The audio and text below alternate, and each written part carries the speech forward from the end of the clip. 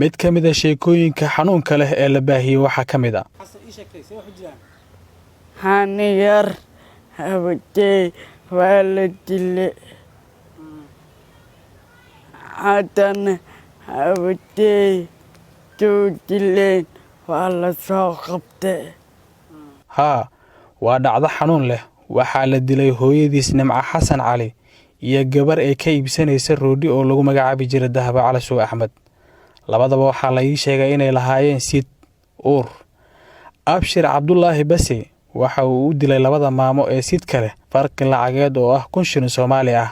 waxa ay bixisay maama Dahabo 2,000 oo shilin laakiin muran ka dhashay ay maama Caaisho ogolaatay inay dhiibto 1,000 shilin ee askariga ku doodayo maadaama uu 3,000 oo shilin ka rabay waxa uu saabaal uga dhigay xabad in uu isku dhexmariyo labada maamo hadda maaha waa 8 sano ka hor May 2012 dhacdadaasi waxay ka dhacday suuqa Kaaraan ee degmada Kaaraan ee gobolka Banaadir Xasan Maxamuud Xasan wixii intaasi ka dambeeyay waxa uu ku wareegi jiray xarumaha dawladda si uu u helo cadaalad fariinta uu la wadaago warbaahinta gaarka ah waxa uu wakiisha aabihiis Maxamuud Xasan meel kasta waa tagay qof wax iga qabayso waa waay sharcigan waa iska sugay alxamdulillah qof maalinteeda leedahay maanta waa hel alxamdulillah aniga ilmiga wada qanacsanahay maanta dawladda naga farxisay alxamdulillah ilaahay khayr ha siiyo waxay ku timid maadaama ilmiga leega dilay xasan aan qadka gashtay qadkina xasan laga helay ciidamada ka war heleen ciidamadiina soo qabtay markuu dhahay qadka finaad guuto 3,000 oo u dilay ninkiina waa joogaa soo dhahay waa ku jirta dawladda u dhiibanay dawladda maadaama u dhiibanay uga casirin hawsheeda waajibkeeda gudateen booliiskana khayr Allah siiyo TV-gan ka wargelinay meel walbaan ka wargelinay markii waxaan ciidanka nabadgelyada ayaan heleen alxamdulillah iyaga wax noo qabteen maama Xaawa Axmed Maxamuud oo ah hooyo Dahabo maamadeed waxa ay muddo la amakaagsaneed dhimashada gabadheeda oo ay u heli weydo ciidan iyo sharci u hiiliyo waxayse booliiska gobolka Banaadir kaga mahad celisay in 8 sano kadib cawashadeeda sharci ay u fuliyaan waa anagu dhibanan ahay muddo 8 sano laga joogaa igaar qorowato askari waa la leeyo gabadhiga dil suuqaanay iiga shaqeeyay iiga xamaali jirtay bariyow u hanjabay waa galgaleeho yiri 1,000 shilin u dhimatay barigow saas u hanjabay barigii ku xigto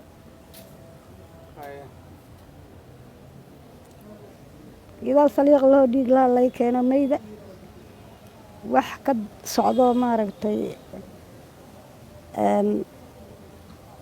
Allah ka sabar sii yiraahdo ma aanan arag wiilkii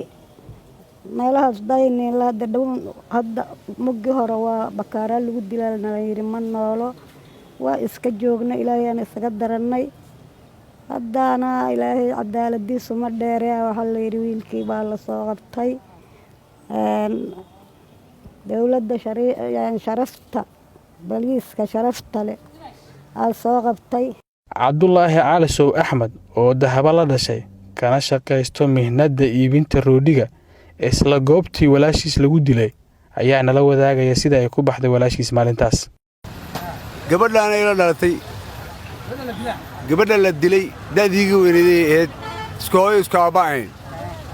meeshan ayaa lagu dilay rootiga iyadoo rootigeeda gadayso iyo gabar macnaha wax ka geliyaysa labadaba meeshaan ay ku dhinteen anaa isku toosiyey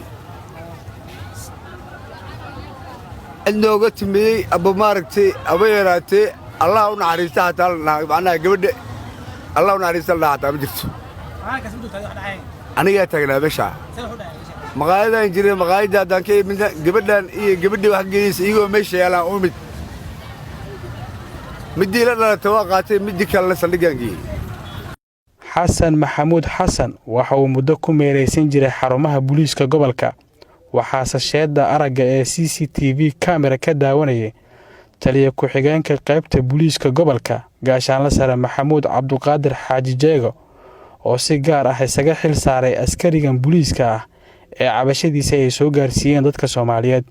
kadib muuqaalo lagu baahiyay baraha xiriirka bulshada iyo weliba dhibana Xasan Maxamuud Xasan oo si gaar ah arrintiisa ugu sheegtay dhamma Sadiiq Aadan Cali afhayeenka booliiska oo si gaar ah ula hadlay warbaahinta qaranka ayaa inooga waramaya sida ay u maareeyeen qaybta booliiska gobolka Banaadir kiiskan iyo halka uu ku dambeeyay eedeysana Abshir Cabdullaahi Basi. maanta oo taariikhdu tahay 27 bishii Juun 2020 waxaa noo suurto gashay in cadaaladda la horgeeyo askari lagu magacaabo Abshir Cabdullaahi Basi oo ka tirsan ciidanka booliiska Soomaaliyeed. askarigaas oo 3 bishii May 2012 dil u geystay 2 marxuum dumar ah oo Soomaaliyeed oo lagu kala magacaabo Nimco Xasan Cali iyo Dahabo Cali Sow Ahmed degmada Kaaraan ee gobolka Banaadir. askarigaas ayaa baaris dheer iyo dabagal kadib waxay taliska booliiska qaybta guud ee booliiska gobolka Banaadir ee ciidanka booliiska Soomaaliyeed gacanta ku soo dhigeen kadib ashtaka ka timid wiil ay dhashay marxuumad Nimco Xasan Cali oo lagu magacaabo Xasan Maxamuud Xasan oo ashtaka dacwo ah u soo gudbiyay taliska qaybta guud. sida aad ku aragteen baraha bulshada wiilkaas yar wuxuu ka cabanayay in askari booliiska ah uu dilo hooyadiis kadib baaris iyo dabagal dheer kadib ayay soo cadaatay in askariga falka lagu eedeynayo uu sax askarigii cadaalad waa la qabtay taliska ciidanka booliiska Soomaaliyeed ayaa qabtay gacanta lagu dhigay wuxuu ka soo hor muuqan doonaa maxkamadda awoodda u leh. waxaa xusud mudan in kiiskan uu dhacay 3 bishii May 2012 oo qiyaastii ah 8 sano ka hor iyadoo ehelkii iyo qaraabadii marxuumiintaas ay uga mahad celiyeen taliska booliiska qaybta guud ee ciidanka booliiska Soomaaliyeed isla markaana ay cadeeyeen inay hadda cadaalad u heleen in dambiilihii maxkamad uu ka soo hor muuqdo. waxaan rabaa in digniin gaarsiiyo askarigaas iyo ciidamada kale ee ay ka dhacaan falalka noocaas oo kaleeta ama wixii la halmaana ee dil u geysta muwaadin Soomaaliyeed ama qof ku nool geyga Soomaaliya in uu maalin cadaalad dhibin doono. Cabdulqaadir Ciise, warbaahinta qaranka, Muqdisho.